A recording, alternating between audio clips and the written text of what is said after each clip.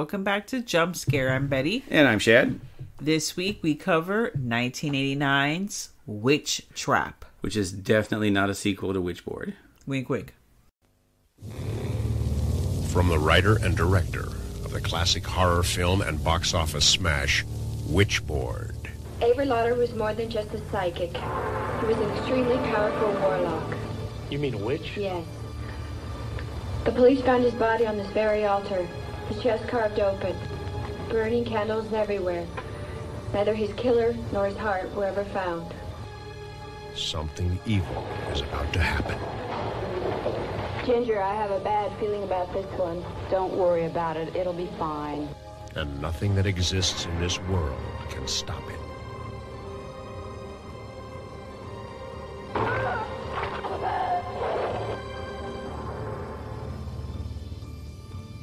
You're gonna have to go for the cops. No. Because it is not from this world.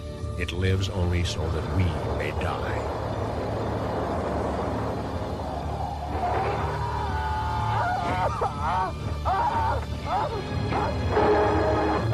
It thrives on human fear.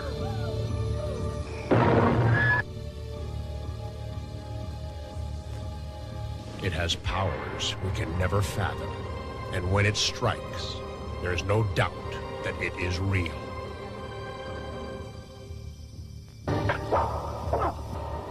We need snap out of it! Oh no! Oh no! You can't stop him! He'll rise from the ashes like a phoenix to destroy you! Yeah! Ever heard of that one? Fear him. Obey him. Worship him. He is among us, and he has the powers of hell on earth. What happened? Is it over? Yeah. I trust him with you. Looks like Dr. Goldberg was right after all, huh? No! It's not gonna hold him. You are about to be caught in a witch trap. Come in. There's already someone inside.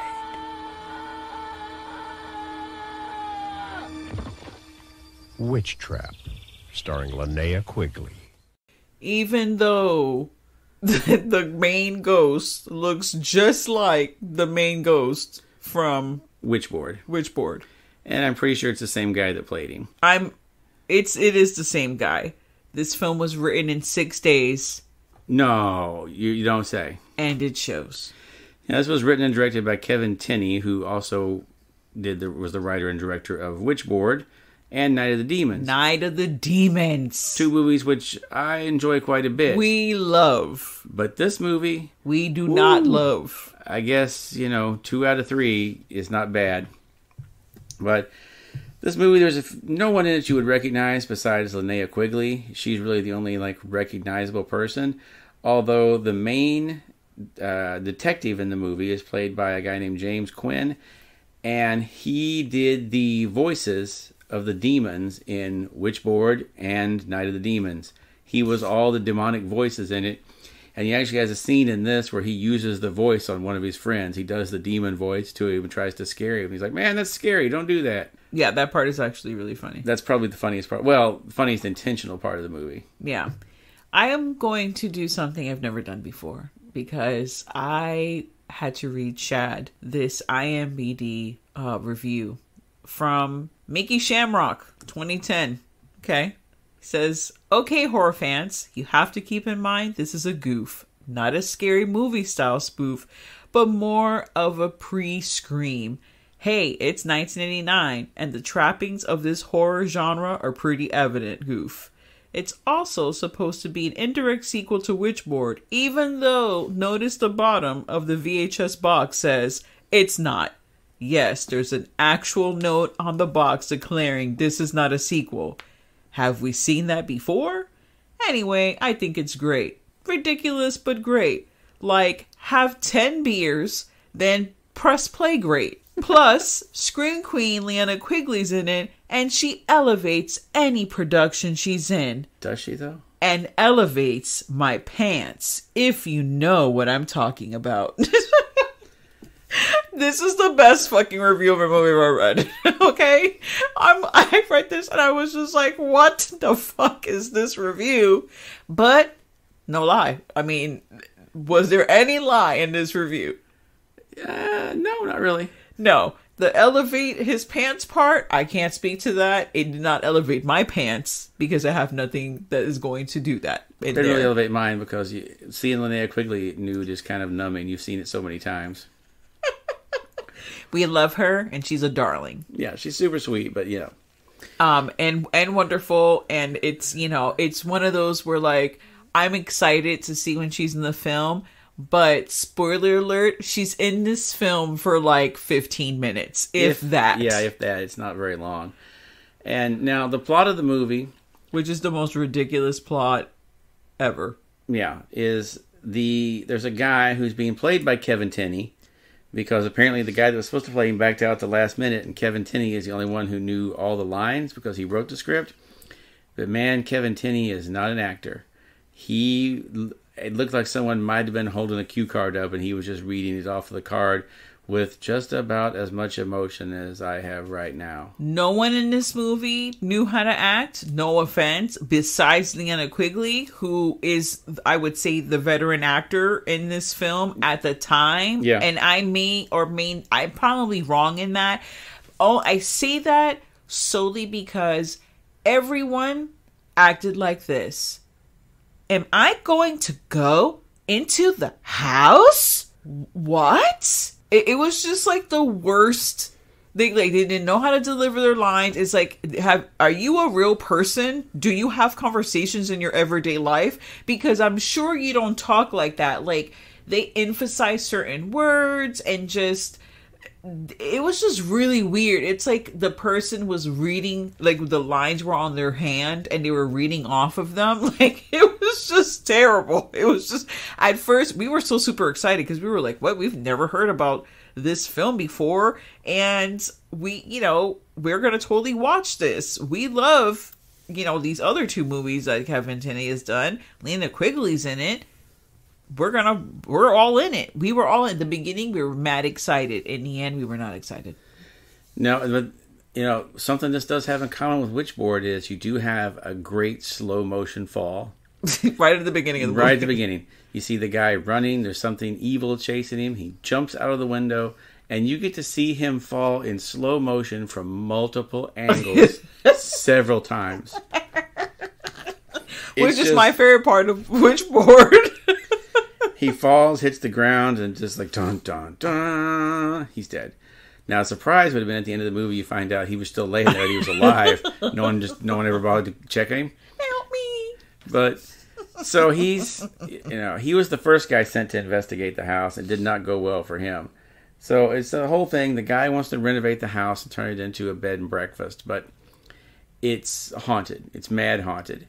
So he needs to send in the group of parapsychologists to investigate it, because that's what you did in the 80s, was you hired a team of fancy parapsychologists to come in and cleanse the place. They got several different kinds of, they got like a physical medium, a mental medium, a camera operator who's Linnea Quigley, and 3 security men. Yeah. And the security guy is the Tony Vicente is his name, and he's the one played by the actor James Quinn that did the demon voices. And he also is like, they took every stereotypical detective thing and gave it to him. He's the hard-drinking, no-nonsense detective, but he's investigating robberies at a shopping center. It's not like he's solving murders or out chasing a serial killer. He's investigating who's stealing clothes at the Kmart. What? He had some hard times when he worked with the FBI or whatever the hell he was doing before. It was too much. He's seen too much. He's been through too much. That's right. He's seen 12-year-old hookers with a $200 a day coke habit. Yeah. Oh my God. I can't remember. I literally wrote that down because that is the best. And he has actually probably the best lines in the film. They're fucking ridiculous as fuck, but they gave them all to him. Another one, now that we're on that. What's wrong with your beer? It's as flat as my ex-wife's chest. See, I wrote one down too. I don't resent you. I resent your mother for taking drugs when she was pregnant with you. He just has all these like tough guy lines. What the freak is going on with these lines? I don't even know. Oh man, Vicente, yeah. And I feel also this movie, how long is it? An hour and a half? It felt like it was 4 hours long. It would never end. Yeah. At one point I looked at it and I was like, Jesus Christ, there's 15 minutes of this movie left. What could there possibly be 15 minutes for? And everybody, I love his Detective Quinn there, Detective Vicente. His partner's name is the most stereotypical, like, detective. He's like, hey, he's a black guy and he's a detective. What's his name? Levi Jackson. Levi Jackson. No. And they give him all the stereotypical lines in the world, too. Like, he's immediately, as soon as they drive up, he sees Linnea Quigley and he's like, hey, I'm going to follow her around, try to get in those pants. And I believe he says those exact words. He was already eye-fucking her when they first met in, like, whatever the hell meeting room. It looked like an office. Some office, it was I guess. Probably the production office of the movie, if I had to guess. When they first met Kevin Tenney's character, they all met there to introduce themselves, and he was just eye-fucking the hell out of her, and she was giving him the eye, too. They were all about it. Linnea Quigley dies in a shower death scene, which I call Revenge of the Showerhead. It's been used in some scary ways in that house before, so this time, nope. And I love when they first arrive at the house, they're all getting their equipment out. The first thing they meet is the creepy groundskeeper. And you know how you know he's evil? Because he's wearing suspenders. Because nobody that's not evil wears suspenders. Excuse me, besides Santa, he's not evil. Even though we arranged it as Satan, but he's not evil. Isn't he, though? No, he's not. He brings joy to many children every year. Except for the ones that are naughty. But yeah, as soon as you see this guy, you just know right away he's mad evil. He's the typical, like, I'm the redneck groundskeeper. And you see immediately there's a woman upstairs changing. He just brings a ladder and gets the ladder up against the house, crawls up, and is just peeping through the window on a ladder in broad daylight. In broad daylight, and let me tell you, there's no curtain, okay? Like, there's barely a curtain, and she's just out there, like, flinging all her shit around. And I'm not saying that she deserved to be looked upon this creep. I'm saying, how did she not notice this bulbous fucking guy with this fucking black thick suspenders staring at her from the fucking window? Don't you ever feel, I get this feeling a lot, like someone's looking at you? I would have felt him right away. Also, the chick was supposed to be psychic. Pretty sure she would have caught on to that. She was a physical psychic. Medium, she was a physical medium, so she wasn't the one. But you're right. She should have. Yeah, and she has fits throughout the whole movie, which the second fit was like, oh, this means someone's gonna die, and it did, because the ghost, he couldn't, and this, I don't understand. Obviously, I'm not a parapsychologist, so I have no idea what the hell's going on. The ghost couldn't just randomly, which I don't know how he killed these other people before, but fine, without a physical medium, but he had to, like, go through her to, like, kill the people. He had to do some kind of, like, physical, he had to, like, attack her, and while she was having, like, these fits where she's on the bed looking like she's having rough sex, that was one of the only times that he could actually attack people, was while that was happening to her. Yeah, which doesn't make any sense, because, like, how did he attack the guy at the fucking window if he didn't have a physical medium there? Yeah. So, okay, plot hole. There's so many of them in the film, so don't even count them. Just go with the flow. Also, they brought a special ghost vacuum with them to suck up his spirit inside it, but then they're like, no, he's too powerful for our ghost vacuum. It's going to explode. Which is this is the first time I actually used the ghost vacuum, so he was going to be the test.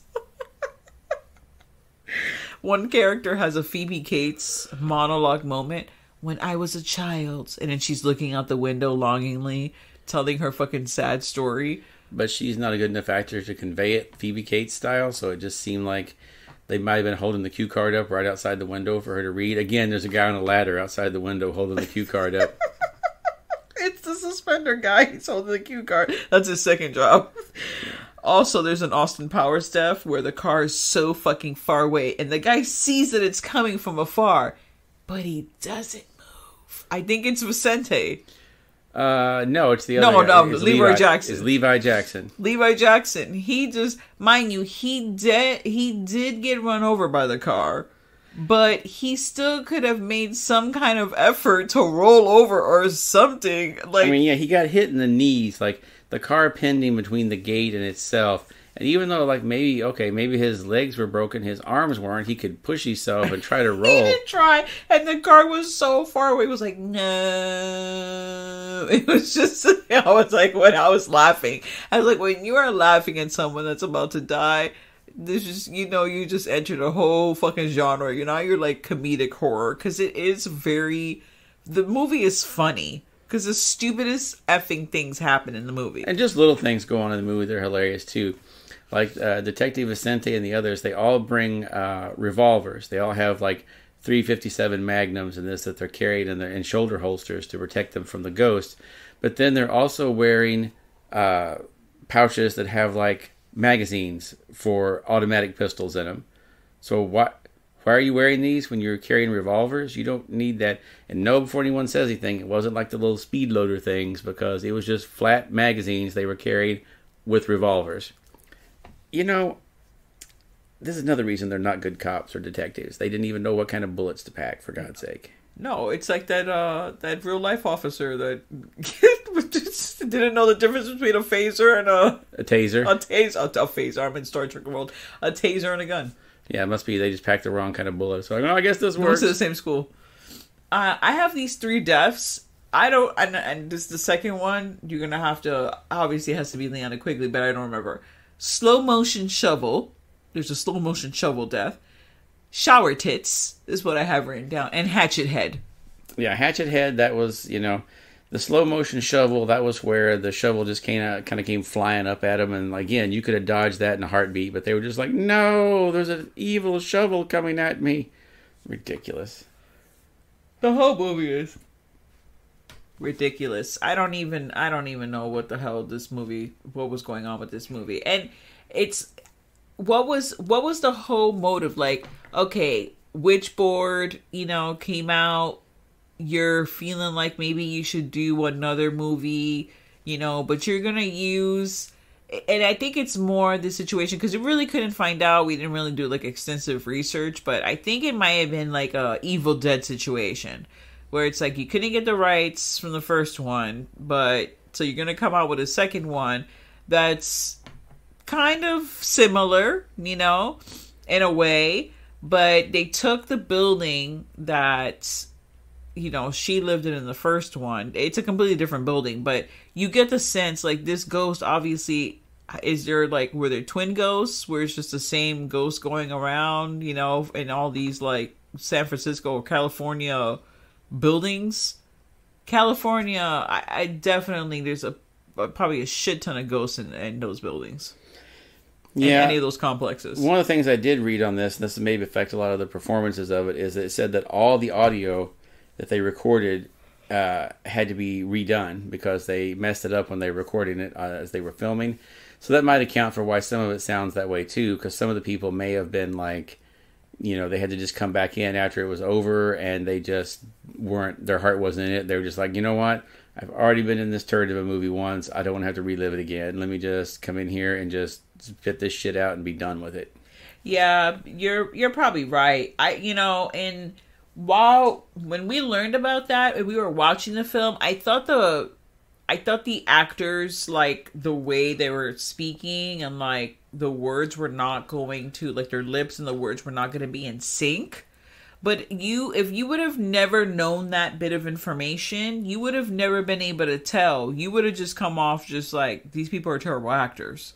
Because it's not off at all. I did not notice anything to be off. They did a good job of matching the words to the lips, but they just didn't do a good job of acting in the first place. I'm assuming that's what it must have been. And they just, if they weren't good the first time, they're sure as hell not going to be good the second time. Oh, my goodness. This is like 3 years after, and that's the other thing. That's such way too long to have a sequel. Obviously, this is not a sequel, but it's way too long to have a sequel. It's 3 years from Witchboard, and you just don't even have that. I mean, the audience doesn't really care. This probably went. There's no way this went to theater. This hasn't been straight to video. Yeah, it had to be straight to video. That's probably why they made him put that disclaimer on to like, this is not a sequel to Witchboard, because the people associated with Witchboard, other than Kevin Tenney, didn't want to be involved. I don't even know.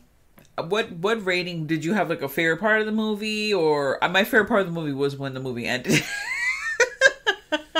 Well, we don't have a lot to go on this one, so I'm going to say my favorite part of it was just when the mental medium was trying to use his mental powers to block the ghost from attacking people, and the ghost was just like, no, fuck you, and just exploded his head in what is probably my favorite head explosion after Scanners. They look like they just put a giant firecracker in a fake head full of blood and just blew that shit up. But it was just on screen for just long enough for you not to notice that it was fake. You just got a quick glimpse of it and saw it explode, so it looked pretty good. That was probably my favorite part. You're right, it did look pretty good. There's some okay kills in this one. They do get creative, to some degree with the... As creative as these people can be. Yeah, well, that's true. The shovel death, I mean, we kind of... A lot of the... Some of the kills that you see in this film, you already saw in Witchboard. Or you've seen in House. Because in the movie House, they have all the tools that are flying at him trying to kill him. That happens very similar in this one, too. It's like, come on, guys. I know you watched House and thought it was a pretty good movie, but let's not rip it off wholesale, shall we? I don't know. They just lost the whole steam of the movie, actually. We saw this also on Tubi, correct? Yeah. As we had mentioned before, we see a lot of films on Tubi. It is just a good place to watch all these, like, movies you've either never heard about or you saw once, on like VHS, and forgot about. And they pick up these films, and it's just, they do have a pretty decent catalog of films, whether they're good or not. I'm going to say they're mostly, I'll give it half and half. Yeah, you've got about 50% really good movies on here, and I'd say about 25% okay, and then the other 25% are just terrible. Well, I give this film 1 knife. Yeah, I'll give it 1 knife as well, because it's entertainingly dumb, but that's about as much as you're going to get out of it. Yeah, Malfatar, I believe is the name of the Malfatar. Malfatar from the first one, who has a random, identical brother running around. Who's dressed in like he's wearing the Dracula outfit he bought at a Hot Topic. Yes, that's exactly where he bought that. They were just... not Hot Topic, Spirit. He bought it Spirit Halloween when it was on sale, and he's just running around in that. Like, it looks exactly like the Spirit Halloween Dracula outfit. He could have bought it at Hot Topic when Hot Topic was Hot Topic in the early, mid-2000s. When this was out, that would have been an outfit they would have had there for Halloween. Yeah, it's some, cape fucking looking thing, and that's it. Because they're both, he was supposed to be, some kind of, theater guy or, a magician or something. They gave some lame-ass backstory. But if you're interested in watching this, we checked it out on Tubi. And it is not a sequel to Witchboard. Definitely even not. Though it's called WitchTrap and it's directed by the same guy. And the voice... Oh, no, I'm sorry. The voice was in it. The voice is... He did the voice of the bad guy in Witchboard, too. So, despite those very minor similarities, this is not a sequel. And in no way, shape, or form is even close to quality of Witchboard or Night of the Demons. Yeah, I mean, because Witchboard and Night of the Demons, I hold those movies dear to my heart. Are they the best horror movies I've ever seen? No, but they're not freaking as bad as this movie and some other movies that we have reviewed in the past. Yeah. They're well made, at least. Yeah, if I would say definitely skip this one, and I don't think I've ever said skip a movie. No, you don't need to see this one. Just pretend like it doesn't exist. we did it for you. If you're curious, or like, there are a lot of films that I say, you know, these are the films you just play in the background. So once in a while, you're, oh shit, did you just see that? And then that's it, because that's the extent of like the fun of the movie, is that once, you know, 2 or 3 scenes in the film that someone may catch at a glimpse to like talk about it, and then you don't have to be invested and waste your time at all. You can continue drinking and having fun. Thank you so much for joining us for another episode of Jump Scare. This is Betty and Chad. Stay tuned to the horror. And now, folks, it's time to say goodnight. We sincerely appreciate your patronage and hope we've succeeded in bringing you an enjoyable evening of entertainment. Please drive home carefully and come back again soon. Good night.